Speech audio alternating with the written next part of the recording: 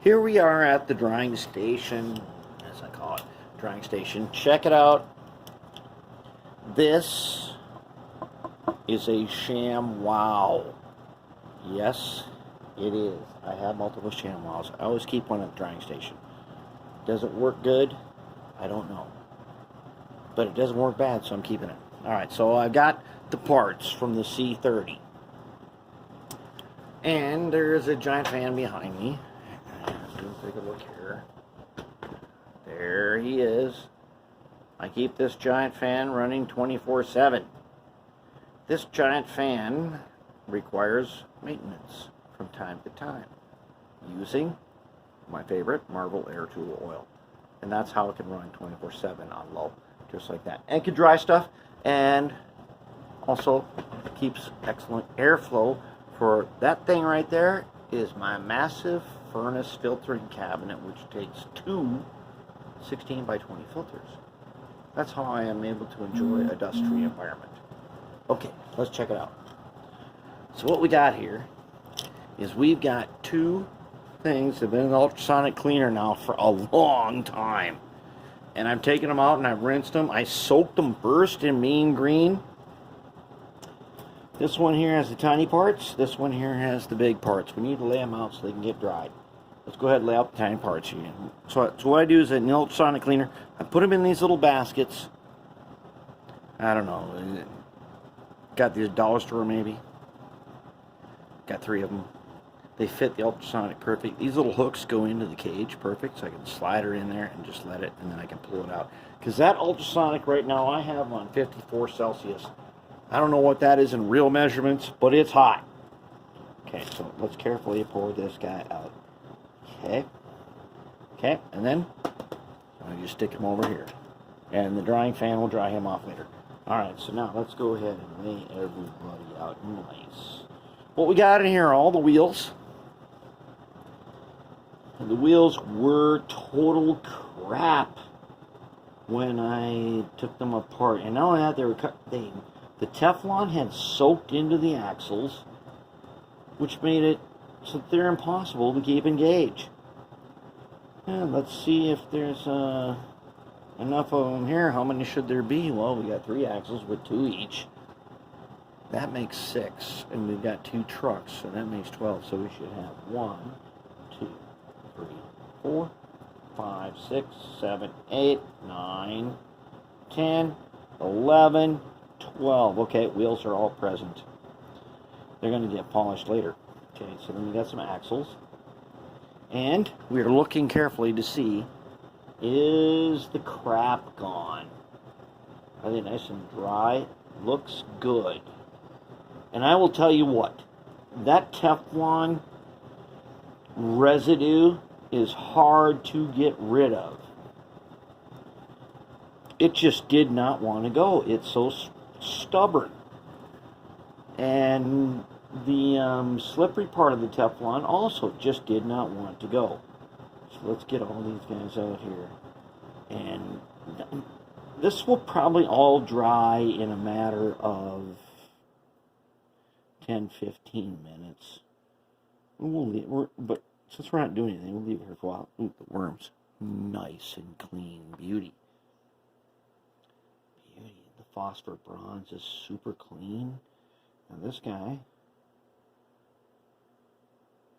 his phosphor bronze is right here. He don't need it on there right now. That guy doesn't need his on there. Let him dry. Okay. Very nice. How are we going to figure out how these gears go back in there?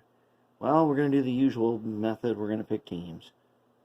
And each team has to have the same types and amount of players. And these are the screws, which were also one. Okay, so when I took out that second truck after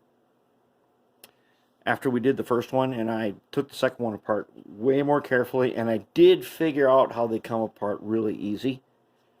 The 2 screws in that second one were orange, and that's bad.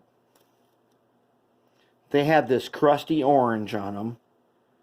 So let's set out the side frames, however way we think they're going to dry. Doesn't matter. No, these are the side frames. The gear towers. I'm going to set out the gear towers. And I have had to wash these off. I think 3 times I did this. There's the side frames. And I did figure out. Okay, remember when I thought I was breaking off parts? Turns out that no, these little guys here, they do fit in some slots. So the pieces, I didn't actually break them off. They just come off. Now these, oh, not that guy. Here's the worm gear housing. The 2 drive shafts, which we may or may not reuse, since we now have this. We now have the technology of silicone hose. We may not want to reuse this. And not only, check this out. These dog bones, as we have shown in the past, why are these dog bones? Let me get these out of here so I can put this down. Okay, these dog bones.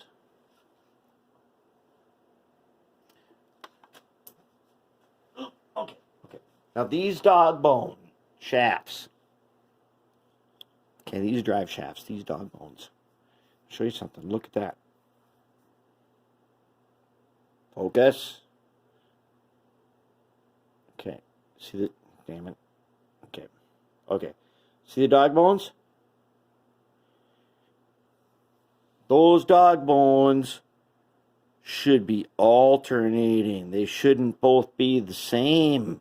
Because we know this from brass locomotives, that when they're the same, they are not good. So these shafts may not continue on with our experimentation. But now we got all the parts out. And there they are on the drying station. They're all going to dry up. We're going to be able to redo the wheels and the axles. We'll get them polished up.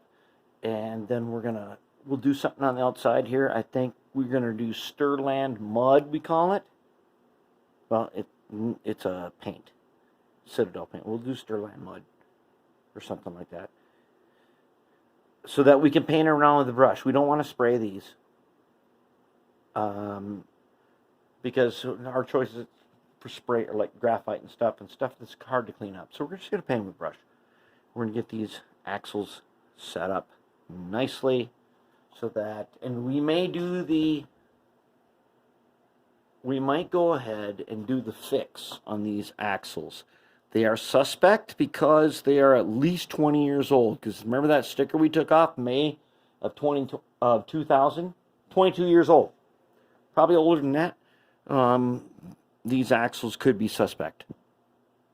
And what we will do is we will take a tiny drill, we'll drill a pinhole, and then we'll use some tacky glue to hold our trucks in place, or our wheels in place. And that will take care of the problem of being in gauge or out of gauge. So we're going to let this stuff dry up. And so, looking pretty good now. As far as I can tell, we have gotten rid of all of the Teflon. Now the fluid in the ultrasonic cleaner is going to have to be dumped. It's just gotten too dirty, and this Teflon was the final straw, so we're going to have to dump it. And I believe I've got another 1 gallon of mean green, and we'll be good to go. So there we are, all clean. And then, I don't know, we may or may not be reusing these side frames, because we have to build side frames no matter what. Side frames are a requirement of the master builder, and that's our quest, master builder. And this is our test bed number 1. We have 2 other test beds, and we're going to have to construct a 4th test bed before we can construct the real things. All right, let's get on with it.